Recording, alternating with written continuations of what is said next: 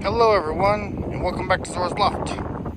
So I'm on my way to work, but I'm at my 1.5 mile marker. So I am doing something different this year. I'm never going to toss the pigeons from the same spot, except for just to get a little flight on them from my office, which is about 3 aerial miles away. But 1.5 miles, I'm at Central Texas College, their little campus, which is just down the road. So my house is down that way, and this is actually in the flight of the race series, but we'll just go ahead and release them from here.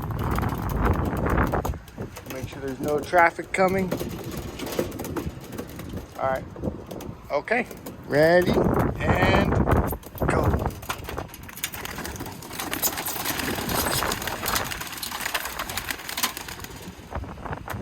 Oh, I got 2 that don't want to go out for some strange reason today.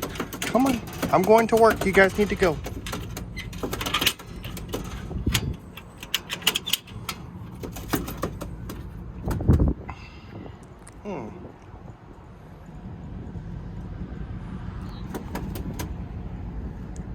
Come on.